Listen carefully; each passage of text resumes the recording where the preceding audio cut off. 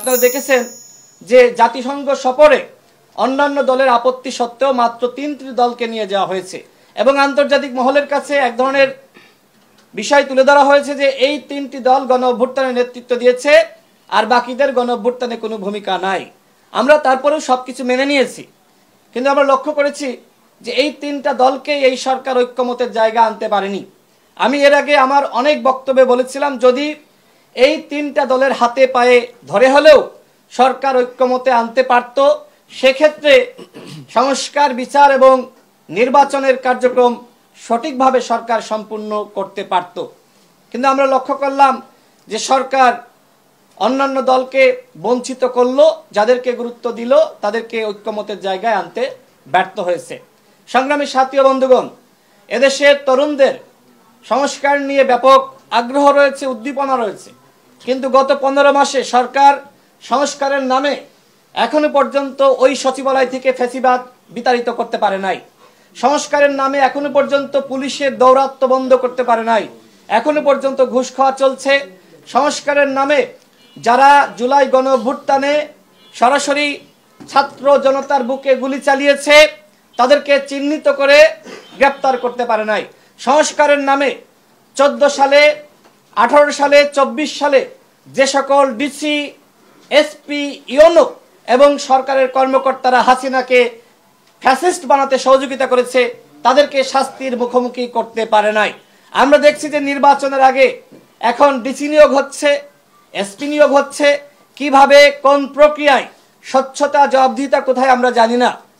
আমরা এখনো পর্যন্ত এই সরকারের কাছ থেকে স্বচ্ছতা এবং জবাবদিহিতা দেখি নাই। সংস্কার মানে তো এই নয় যে কোনো পুস্তক তৈরি করলাম আর জনগণ সেটি মেনে নিল। সরকারের উচিত ছিল এই সংস্কারের বিষয়গুলো, এই আলোচ্য বিষয়গুলো জনগণের কাছে নিয়ে যাওয়া। সরকার সেটি করতেও আসলে ব্যর্থ হয়েছে।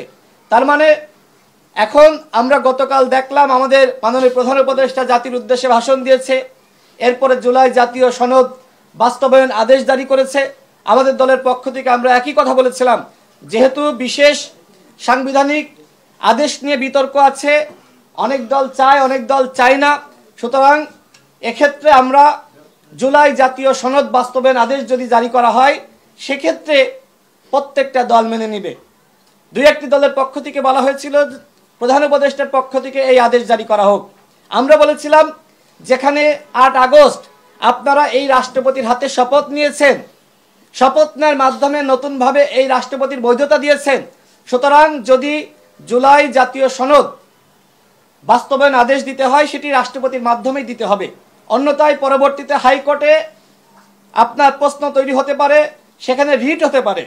তো যাই হোক, গতকাল সরকারের পক্ষ থেকে এ ধরনের সিদ্ধান্ত নেওয়া হয়েছে যাতে করে আর কেউ হাইকোর্টে রিট করতে না পারে, রাষ্ট্রপতির মাধ্যমেই জুলাই জাতীয় সনদ বাস্তবায়ন আদেশ জারি করা হয়েছে। আমরা কিন্তু এই কথাই জানিয়েছিলাম, কারণ এই মুহূর্তে আপনি যেহেতু আইন এবং সংবিধান মেনে আপনি দেশ চালাচ্ছেন, সুতরাং হুট করে আপনি এটার পরিবর্তন করতে পারেন না। আর এই রাষ্ট্রপতির বৈধতা নাহিদ ইসলামরা 8 আগস্ট রাষ্ট্রপতির হাতে শপথ নেওয়ার মাধ্যমে দিয়ে দিয়েছে। এই দায়িত্ব আমি নিতে পারি না, এই দায়িত্ব স্বয়ং নাহিদ ইসলামের, এই দায়িত্ব স্বয়ং এই উপদেষ্টা পরিষদের। যখন আপনারা শপথ নিলেন তখন মনে ছিল না এই রাষ্ট্রপতি হাসিনার রাষ্ট্রপতি, এই রাষ্ট্রপতি অবৈধ রাষ্ট্রপতি। সুতরাং এই যে রাষ্ট্রপতির বৈধতা, এই বৈধতা নাহিদ ইসলামরা দিয়েছে।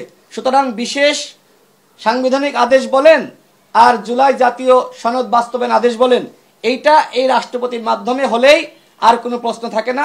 সরকারের পক্ষ থেকে সেই সিদ্ধান্ত নেওয়া হয়েছে। দ্বিতীয়ত, আমরা গতকাল দেখেছি মাননীয় প্রধান উপদেষ্টা তিনি জাতির উদ্দেশ্যে ভাষণ দিয়েছেন। তিনি বলেছেন একই দিনে জাতীয় নির্বাচন, একই দিনে গণভোট। যদি গণভোট আজ থেকে 6 মাস বা 9 মাস আগে হতো সেটি ভালো হতো, কিন্তু সরকারের পক্ষ থেকে সেই উদ্যোগ গ্রহণ করা হয়নি। যেহেতু সরকার এইভাবে গণভোটে যাওয়ার সিদ্ধান্ত নিল, আমার প্রশ্ন হলো 6 মাস বা 9 মাস আগে আপনি কেন গণভোটে গেলেন না? তখন তো বিএনপি, গণ অধিকার পরিষদ বা অন্যান্য দলের পক্ষ থেকে এই প্রশ্ন উত্থাপিত হতো না যে নির্বাচনের মাত্র 3 মাস সময় রয়েছে, যেখানে এখনো পর্যন্ত সেনাবাহিনী বলেন, পুলিশ বাহিনী বলেন, অন্যান্য বাহিনী বলেন, নির্বাচনী কর্মকর্তা বলেন, সরকারের আমলারা বলেন, তাদের প্রশিক্ষণের কাজটা শেষ হয়নি। সেখানে কিভাবে এই সরকার ইতিহাসের সবথেকে দুর্বল সরকার, এই সরকার আসলে দুইটি নির্বাচন জাতিকে উপহার দিবে। এই জন্য বাস্তবতার আলোকে আমরা বলেছিলাম যে এই সরকারের আসলে দুইটা নির্বাচন করার ফিটনেস নাই। সুতরাং একই দিনে জুলাই জাতীয় সনদের উপরে গণভোট, একই দিনে জাতীয় নির্বাচন করতে হবে, এটি করার কোনো বিকল্প নাই। যদি 6 মাস 9 মাস আগে গণভোট হতো, সেক্ষেত্রে সরকার আয়োজন করলে সেটাতে আমরা সম্মতি প্রদান করতাম। কিন্তু সরকার যেহেতু ব্যর্থ হয়েছে, বাধ্য হয়ে দেশ এবং জনগণের এবং রাষ্ট্রের স্থিতিশীলতা চিন্তা করে আমরা সেটাই বলেছি, একই দিনে জাতীয় নির্বাচন, একই দিনে গণভোট, এবং সরকার সেই ধরনের সিদ্ধান্ত গ্রহণ করেছে। এই জন্য গণ অধিকার পরিষদের পক্ষ থেকে আমরা সরকারকে ধন্যবাদ জানাই। আমার সর্বশেষ বক্তব্য হলো, আমাদের ভিতরে মতপার্থক্য থাকবে এই জুলাই জাতীয় সনদ বাস্তবায়ন আদেশে বা জাতির উদ্দেশ্যে ডক্টর মোহাম্মদ ইউনূস যে বক্তব্য দিয়েছে, হয়তো অনেক দলের পছন্দ হয়েছে, অনেক দলের পছন্দ হয়নি। যেটি হোক না কেন, ফেব্রুয়ারি মাসে নির্বাচন আমাদের জন্য অত্যন্ত গুরুত্বপূর্ণ।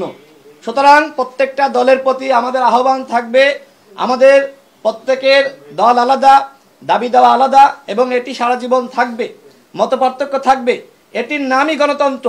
কিন্তু বাংলাদেশে যদি ফেব্রুয়ারি মাসে নির্বাচন না হয়, সেটির খেসারত কিন্তু প্রত্যেকটা দলকে দিতে হবে। আপনারা দেখেছেন ইতিমধ্যে আওয়ামী লীগ যেভাবে তারা অরাজকতা সৃষ্টি করেছে, লকডাউনের নামে গতকাল আমরা দেখলাম এক ধরনের ভয় সৃষ্টি করা, মানুষকে ভয়ের মধ্যে রাখা, বিভিন্ন জায়গায় বাসে আগুন দিয়ে মানুষ পুড়িয়ে হত্যা করা, বাসে আগুন দেওয়া এবং স্থাপনায় আগুন দেওয়া। অর্থাৎ নির্বাচন যত ঘনিয়ে আসছে, আওয়ামী লীগের অপতৎপরতা তত বাড়ছে।